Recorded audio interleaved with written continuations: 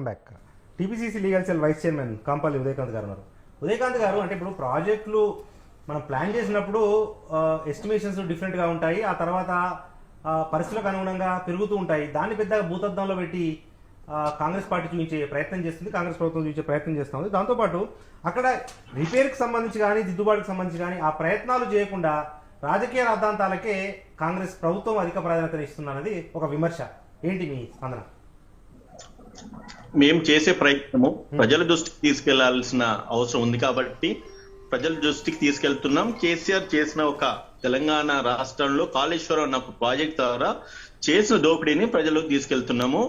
అది BRS party నాయకులకు మాత్రమే అది రాజకీయం చేస్తున్నట్టు అనిపిస్తా ఉన్నది. కానీ నిపుణులకు, మేధావులకు, తెలంగాణ రాష్ట్ర ప్రజానికానికి మాత్రం ఖచ్చితంగా కేసీఆర్ చేసిన దుర్మార్గాన్ని ప్రజల్లోకి తీసుకొచ్చే విధంగా ఈరోజు కాంగ్రెస్ పార్టీ చర్యలు చేపట్టింది అనేది క్లియర్ కట్ గా వాళ్ళకి అర్థమైంది.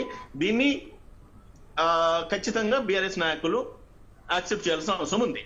కాకపోతే ఈ రోజు మన మిత్రులు ఇదివరకు మాట్లాడుతున్నట్లుగా నా గురించి చెప్తూ కొంత అవగాహన లోపం ఉందని అన్నారు. సరే, అవగాహన లోపం ఆ మాట అనలే, దయచేసి చంద్రకాంత్ గారు, నేను ఉదయకాంత్ గారు ఆ మాట అనలే. నేను సమాచారం ఉన్నట్టుంది, ఒక్కసారి క్రాస్ చెక్ చేసుకోండి అన్న. ఆ పెద్ద మాట మీరు అన్న మాట అవగాహన లేదన్నది నేను ఆ మాట అనలే. నేను ఏదైతే మాట్లాడిన దాంట్లో మీరన్న మాటల్లో కూడా 38,000 కోట్లతోని ఆ రోజు రాజశేఖర్ రెడ్డి గారు ఆ ఒక్క కాన్సెప్ట్ ను ముందుకు తీసుకురావడం జరిగింది ప్రాణహిత చెవుల ప్రాజెక్ట్ ద్వారా. సరే, ఈ రోజు మనకు ఇంత బ్యూటిఫుల్ డిబేట్ లో కేసీఆర్ ను ఈ విధంగా మీరు కొనియాడుతూ కేసీఆర్ ప్రభుత్వం తీసుకున్న నిర్ణయాన్ని మీరు స్వాగతిస్తా ఉన్నారు, దాన్ని అప్రిషియేట్ చేస్తా ఉన్నారు. మిమ్మల్ని కూడా మేము అప్రిషియేట్ చేస్తున్నాం సార్. నేను ఒక మాట మీడియా సమక్షంలో ప్రజలు చూస్తున్నారు కాబట్టి ఒక మాట అడుగుతాను నేను మిమ్మల్ని. దానికి ఒక క్లియర్ కట్ ఎక్స్ప్లెనేషన్ మీరు ఇవ్వగలిగితే ఖచ్చితంగా కేసీఆర్ గారు తీసుకున్న నిర్ణయాన్ని కూడా మేము అందరం కూడా స్వాగతిస్తాం. నాకు ప్రైమరీ క్వశ్చన్, ఏదైతే 1,50,000 కోట్ల రూపాయలతోని ఈ ప్రాజెక్ట్ ఇంట్రడ్యూస్ చేస్తున్నారో, ఎంతమంది అయితే ల్యాండ్స్ కోల్పోయి ఉన్నారో, కోల్పోయిన ల్యాండ్స్ వాళ్ళకు మీరు ఇచ్చిన కాంపన్సేషన్ ఎంత? నంబర్ 1. నంబర్ 2, మీరు ఏ కాన్సెప్ట్ తోని ఏదైతే ఈ రోజు కాళేశ్వరం ప్రాజెక్ట్ కట్టిన తర్వాత ఎంత మందికి మీరు నీళ్లు అందజేసినారు, ఎంత మంది పంటలకు ఆ నీరు పారింది, ఎంత మంది ఎంత రెవెన్యూ జనరేట్ చేసుకున్నారు ఈ రోజు దాకా? ప్రశ్నకు సమాధానం చెప్పండి. నంబర్ 2. నంబర్ 3, మీరు పెట్టిన ఈ ఇంట్రడ్యూస్ చేసిన 1,50,000 కోట్ల రూపాయలకి ఏడాదికి వచ్చే కరెంటు బిల్లులు ఎంత? తెలంగాణ రాష్ట్ర రైతులు పండించే పంట ఎంత? మీరు ఇదివరకు మాట్లాడుతూ తెలంగాణ రాష్ట్ర ప్రజలు పంటలు పండించుకుంటున్నారు, కాంగ్రెస్ పార్టీ తెలంగాణ రైతులకు ద్రోహం చేస్తుందని చెప్పి మాట్లాడుకుంటూ వచ్చినారు కదా.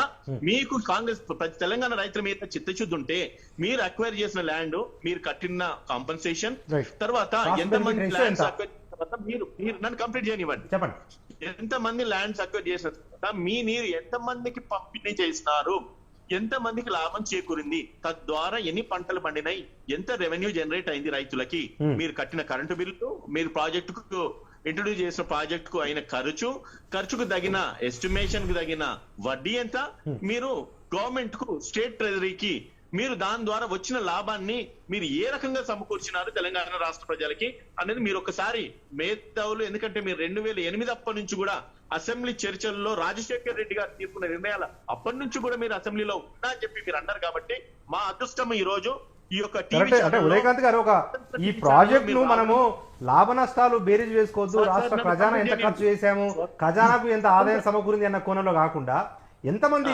ప్రజలకు ఉపయోగకరంగా ఉన్నది అనేది చూడాలనేది ఒక ఆర్గ్యుమెంట్. నేను అదే మాట్లాడుతున్నాను సార్. ఇది ఎవరి జేబులకి వచ్చిన ప్రజల పైసలు కాదు. ఇది మీరు మాట్లాడుతున్న రైతుల మీద మీరు ప్రేమలు చూపించినారు కదా.